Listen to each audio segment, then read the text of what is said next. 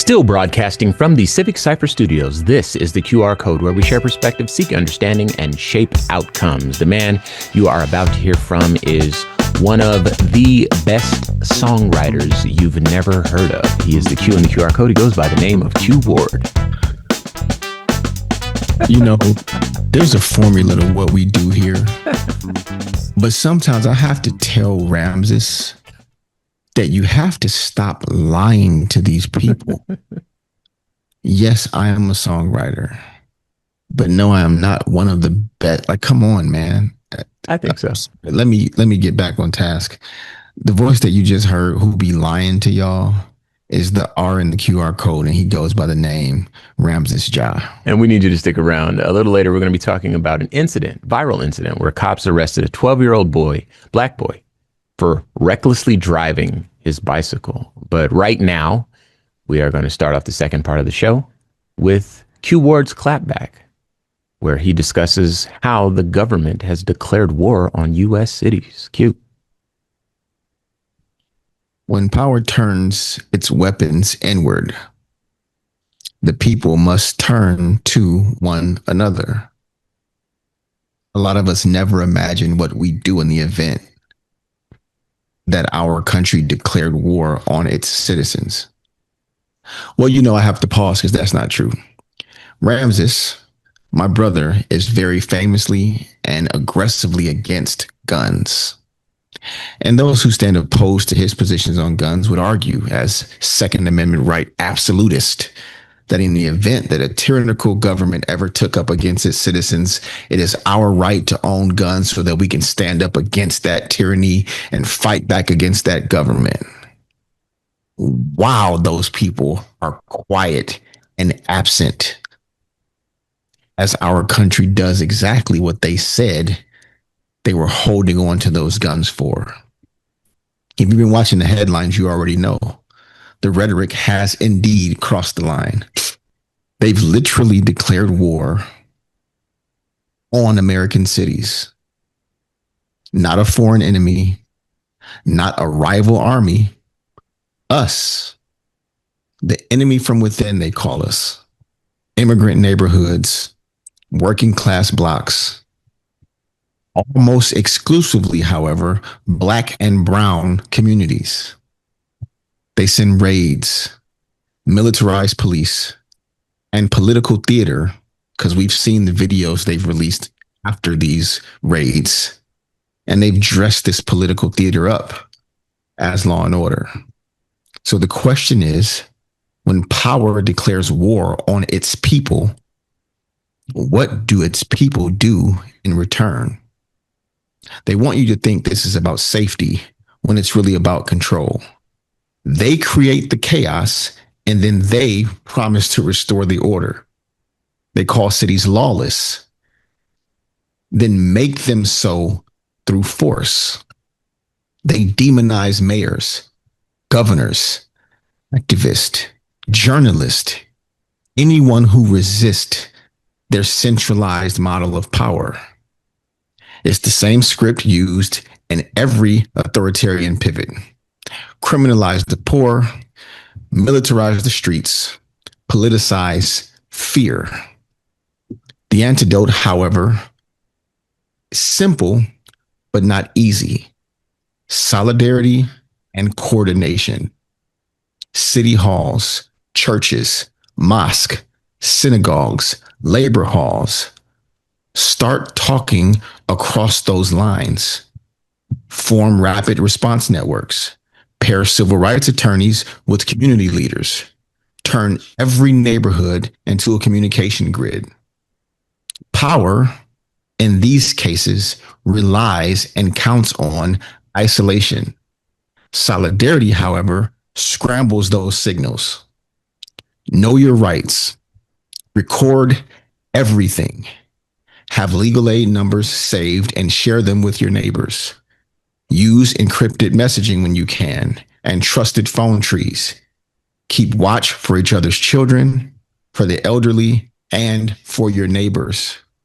Protection is not paranoia, so do not allow those who are less informed and not paying attention to gaslight you. It is okay and at this point necessary to be prepared. If they bring the tactics of war to our streets, we need to bring the discipline of community to theirs. Authoritarian power feeds on apathy, silence, those who don't feel like it's their fight. So vote in every race, local, state, and federal. Vote for the mayor, the sheriff, the DA, and the judges. Pressure your city councils to refuse to cooperate with these unjust directives. We were once told, don't vote until you get something. You now see why that was such horrible strategy. Go to public hearings. Flood the record with truth. Democracy only works when people flood the system with participation faster than fear can cause us to stop. They fear solidarity. That's why they use division as a weapon. Black versus brown, citizen versus immigrant, straight versus gay, Christian versus Muslim. Meanwhile, as we've pointed out, on their side, Baptist pastors can excuse any level of cruelty and corruption just so they can stay aligned with power. While the oppressed tear each other apart over crumbs, they unite in their hypocrisy. We fracture, and it is painful. That's the imbalance that we have to reverse, Rams. So here's where we clap back. If, and I say if loosely because at this point it's clear that they've declared war on our cities, then our cities do not have to declare war in return. We must declare solidarity with each other.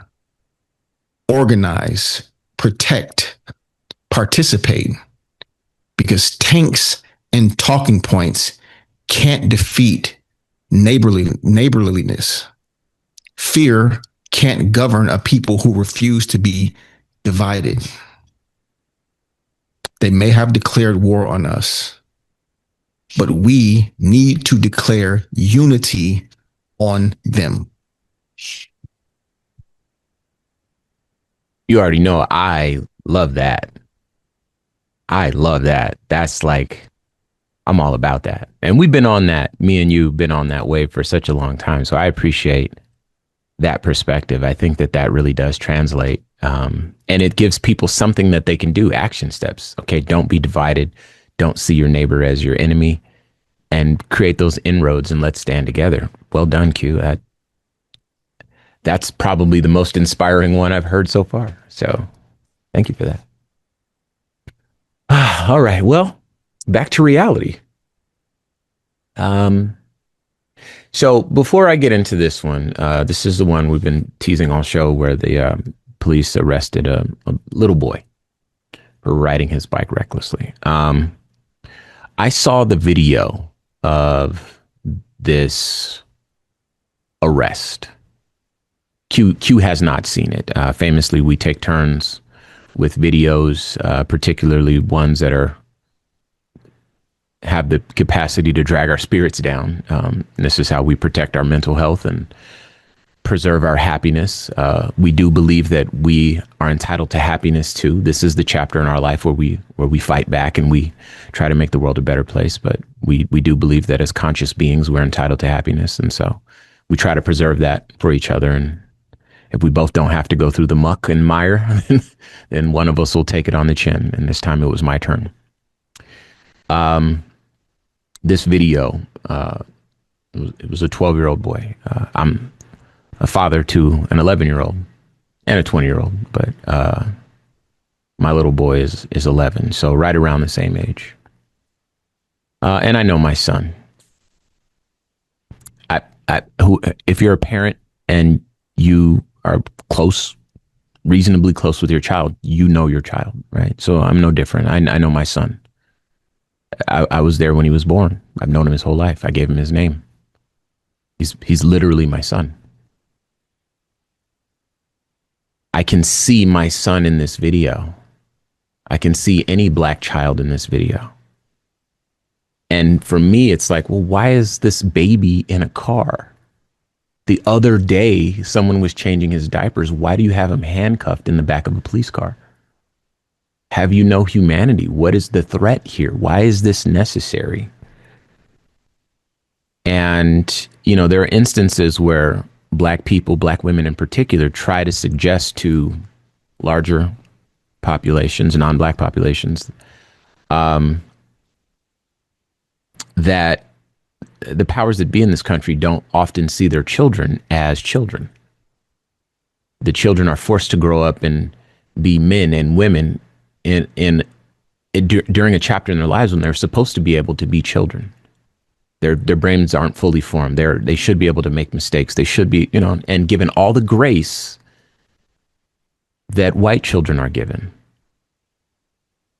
Now, this story speaks to the fact that, of course, there's racism deep in this country, deep roots. There's racism in policing, obviously. But there's problems in policing that even go beyond race. The whole entire system is rotted. And these people will try to cover their own tracks and take care of themselves and not take any accountability whatsoever. And it's the most infuriating thing in the world. And it's laid bare when you see these officers arrest a child. Now, Q and I have seen plenty of videos of police arresting children, literally children. One thing that's always true, at least in the videos that we see, is that the children are always black. So that's the backdrop. Allow me to share the story. It's from the BIN. The Charlotte-Mecklenburg Police Department is under fire after a video showed officers arresting a 12-year-old black boy for allegedly riding his bike recklessly. Video of the incident last month shows officers handcuffing the boy in the back of a police cruiser. In now viral video, one officer tells bystanders that the boy was being detained for recklessly driving into traffic. Bystanders question the officer's decision to arrest the boy, especially since he didn't hit a vehicle. During the incident, officers maintained that the 12-year-old recklessly driving his bike was illegal, and it doesn't matter if they're a kid. The boy's mother, Jasmine Irvin, said her son was with friends during a group ride-out downtown when police began following them. Irvin said her son fled out of fear, but officers caught up with him about a mile from home. Quote, "They absolutely did go too far. He's 12. He's 89 pounds." Unquote. Irvin told WBTV. She goes on to say, "All his innocence is just gone. CMPD could have called me. They could have brought him home. They didn't have to put him in handcuffs like that." Unquote. Police said the child was charged with reckless driving and released to his mother the same day. In a statement, CMPD confirmed the arrest and said the department's central division, quote, regularly responds to reports of individuals riding bicycles in a manner that poses a danger to themselves or others, unquote. The incident remains under investigation. Okay. I